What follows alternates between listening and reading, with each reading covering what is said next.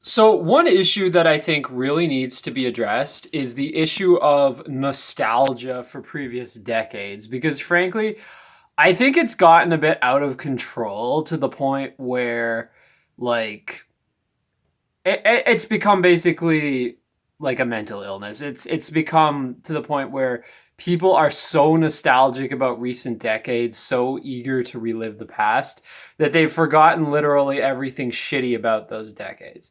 Now, here's the thing. I'm somebody who supports traditional architecture. So all these idiot modernists will always accuse me like, "Oh, you want to bring back horse shit in the streets. You want to bring back the bubonic plague and dysentery."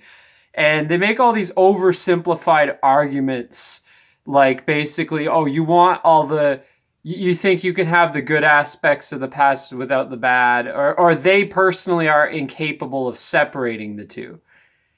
And I don't want to be like that, okay? I don't want to be like, oh, you can't be nostalgic about previous decades because there were bad things about those decades too. No, no, no. Like, you can definitely separate the good from the bad.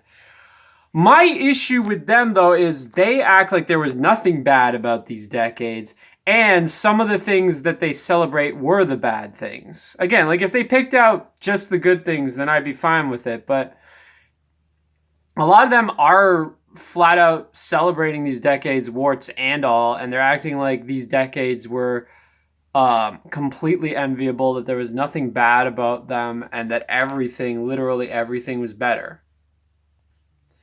And what it often comes across as is basically like, why can't we go back to the slightly earlier stage of globalism?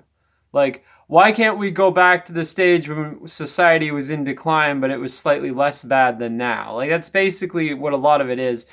And frankly, some of it is actually celebrating the decline itself when you think about it, because a lot of the things that they're nostalgic for are actually the things that destroyed traditional society in the first place. Now, what are some examples of this? Well, first and foremost, any kind of nostalgia for what is perceived as the golden age of suburbia. Like, I get that a lot from these people. They nostalgize the 50s, 60s, 70s, 80s, 90s even, because they perceive that as the golden age of suburbia. And there's some truth to that in the sense that those were the years when you could basically tell if a neighborhood is low crime or high crime based on whether or not it's in the suburbs. Like, the suburbs were almost entirely low crime, whereas the cities were almost entirely high crime back then. Now, things have changed a bit in the last few decades where some of the inner ring and mid ring suburbs are now higher crime, and at least certain areas of the city have actually decreased in crime. Now, that has changed a bit in the last few years since 2020, but not entirely. I would say most of the cities still are not as bad in their crime rates as they were in the 70s and 80s and early 90s and even the late 60s. Like, I'm talking about North America here, by the way. That's one thing I got to say. All discussions of suburbia and stuff like that are very much North America centric, and I suppose they might apply to Australia and New Zealand as well. I'm not exactly as familiar with the situation there.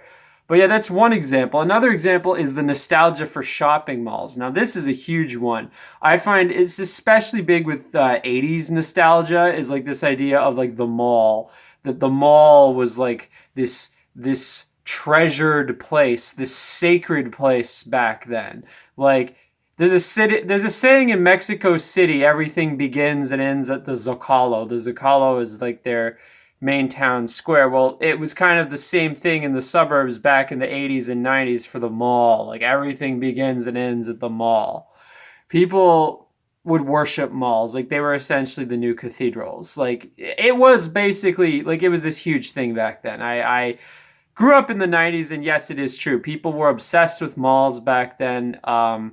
They flocked to them. They were thriving, full of bustling with activity, and some still are today. But today we're noticing an increase in like dying malls everywhere across the US and Canada. And it's like, okay, yeah, this is a thing, but it's like, should we really be nostalgizing malls so much, considering that malls in the first place are what destroyed Main Street? They are what hurt our traditional communities, our traditional business areas, our traditional mixed use areas, all these places with historic architecture, with nice local stores, mom and pop shops, places like that with like Victorian streets, kind of like what Disney World imitates with their Main Street USA. Like that's what the malls basically gutted. Like those main streets became ghost towns because of the malls. And I would argue that the main streets were full of life and character and charm in a way that the malls never were. The malls were always this fake approximation of it. And sure, I get there's some arguments. People say like, yeah, well, what about winter? Like, oh, it sucks being outside in winter. The malls give you a way to be inside in winter. Again, it's one of those many cases where I think comfort and beauty are at odds with each other. And sometimes I just like to say, grow a pair, just fucking walk outside in the winter. It's not going to kill you to walk outside for a few minutes in the winter, like from one main street shop to another or whatever. Like it's not going to kill you. And also, again, like malls, again, like you could say, well, what about the Galleria in Milan or in Naples? Like, isn't it possible to build malls that are traditional? It's like, yes, it is. But that's not what they're nostalgizing with this 80s, 90s, whatever nostalgia. They're nostalgizing the North American mega mall. And they're nostalgizing this slightly earlier stage in corporate commodification where it's like, yes, maybe it was more alienating, more atomizing, more fake than Main Street, but it's less alienating, atomizing, and fake than what came afterward, which was the big box stores, the power centers, which kind of replaced the malls in many cases. And even those were less atomizing and alienating than what came after, which is just relying on Amazon and online shopping for everything, which involves not even having to go outside at all, not even having to interact with other people, with your community at all. So it's like, yes, I agree. Like everything is kind of further on the decline in terms of alienation, becoming more alienating, more atomizing than the last phase. Absolutely, our society is going further and further down that slippery slope in that direction. I do not deny that. What I'm saying is it's stupid to be like, oh, remember when we were slightly further up on the slippery slope? It's like, yeah, but we were still on the slippery slope. And what you should be really nostalgizing is a return to what came before the slippery slope into oblivion, not the slightly higher point in the slippery slope. That's kind of what I'm trying to say. And again, I'm not saying, oh, we need to go back to riding horses and having horse shit in the roads everywhere and using leeches to treat diseases. Like, this is what these idiots always say. Anytime you disagree with modernism in any way, like, oh, you want every aspect of the 19th or 18th century or 17th century back. It's like, no, that's not how it works. Frankly, they know it's not how it works. It's a disingenuous argument. They know they're fucking lying. It's complete gaslighting. It's complete disingenuous bullshit. And I see it with other things too, like with movies and TV shows. Like, okay, I can understand the argument, like, yeah, movies and shows were better on average in previous decades. Although I might debate which decade was the best. Like, personally, I actually think a lot of stuff peaked in the 2000s, whereas a lot of alt-righters, right-wingers, whatever, insist that no, the 2000s sucked. It was actually the 80s, maybe even the 90s, maybe the 70s where things peaked. Again, like, it's like, I think with media preferences and stuff like that, it gets a little bit more subjective. It's definitely more subjective than the issue of like whether malls or main streets create a better community. But at the same time, yeah, there is some of the same trend where it's like viewing the recent past with rose-colored glasses and just becoming obsessed with nostalgia to the point where it's like, they're incapable of moving on. And that's the thing. I think it's partly because our society isn't moving on properly, because what we're creating now is often shit. So it's like, rather than embracing anything new, people take comfort in the past, but by doing so, they over idealize the past and they start living in the past, like in the recent past specifically. And again, like it's not like this idea like you can have, you know, a traditional city like Rome or Prague where it's like, yes, the architecture's old, but at the same time, people live their lives and, you know, they have smartphones, they have whatever. But this takes it much further where it's like people are literally living in the past. Like they're just rewatching stuff from the 80s, 90s constantly, listening to it, and everything new is often a regurgitation of it, like the Super Mario Brothers movie, which made a gazillion dollars.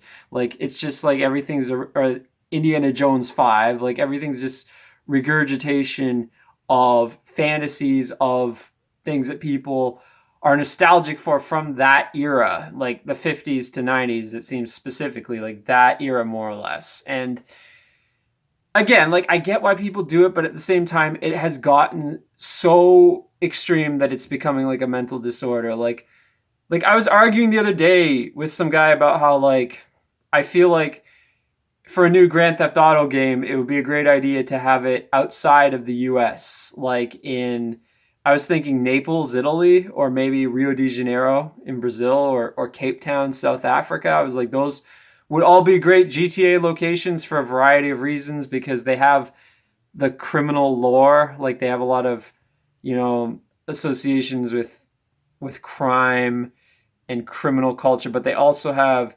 beautiful like mixes of urbanism with like mountains and stuff like that. And in the case of Naples, a lot of beautiful architecture, but also in a very gritty way that would lend itself to a GTA game. Um, but yeah, this guy's like, no, we need another game set in Vice City in the 1980s. And I'm just like, holy fucking shit. Can people just get out of the past? Like, damn it to hell. Do we have to have Vice City Redux? Do we have to just do the same exact damn thing over and over and over and over and over and over and over and over again? Can we not move on at all? Can we not have anything new? And I mean, even that in and of itself, like some people would say what I'm suggesting isn't new enough because it's still GTA, it's still a pre-existing franchise. It's like fair enough, but at least that would be innovating on the existing formula somewhat. At least that would be something somewhat new. But it's like, I don't know, there's this obsession with reliving the recent past to the point where it's gotten out of hand. And as I've said, like it is different from wanting to preserve traditional architecture because like, okay, do people who live in Prague go around listening to nothing but classical music all the time? No, they don't. Or in Vienna. They don't. So it is a place with traditional architecture, but it's also a living, breathing place where people do take part in modern culture. Whereas on the other hand, this obsession with like the 50s to 90s, whatever is your decade of choice, be it, you know, the 50s, the 60s, 70s, 80s, 90s, it's literally about reliving the past and being stuck in the past, like culturally. And it has gotten out of hand, frankly. And I do think we need to move the fuck on to some extent. You can still like stuff from those eras, but don't make it your entire identity. And don't make it so like, you know, when something good that's new does come around, you just dismiss it offhand because it's new, which I see people doing. I see people who are unwilling to give anything a chance from the last 10 or 20 years because like, oh, all the new stuff sucks. It's like, okay, but honestly, there's some good stuff amidst all the shit, and if you're not even willing to give it a chance at all, like, I don't know. Like, it has gotten out of hand.